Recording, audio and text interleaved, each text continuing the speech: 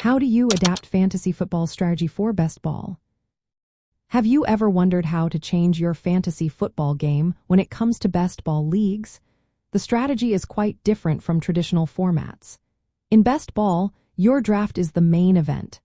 There are no trades or roster moves during the season. Your best lineup is automatically set each week based on your draft choices. This means your success hinges on how well you draft. First, you want to prioritize high upside players. Since your lineup is optimized weekly, aim for players who can have big scoring weeks. It is okay to select boom or bust players. You won't have to worry about starting them during their down weeks. This opens the door to drafting deep threat wide receivers or running backs who might have inconsistent usage but can deliver explosive performances. Next, roster depth is essential.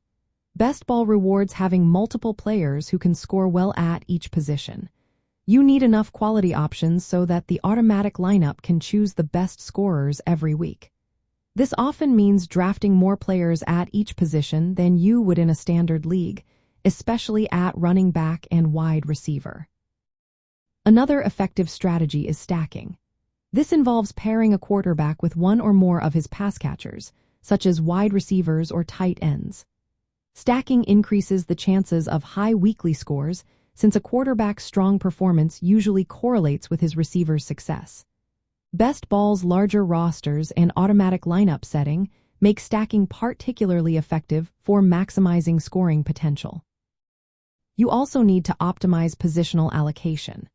Since you cannot make roster changes during the season, balance how many players you draft at each position.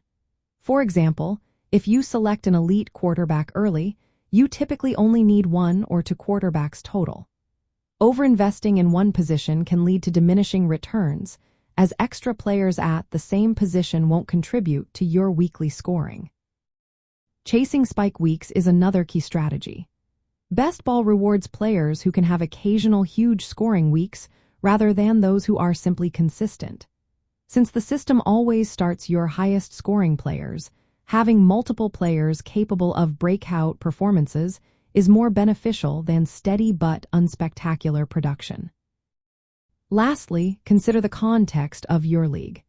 If you are drafting for a best ball tournament with many competitors, take more risks and seek unique players who can set your roster apart. In single best ball leagues, you can afford to be slightly more conservative but still focus on upside and depth. In best ball, your strategy should focus on upside, depth, stacking, and balancing your roster.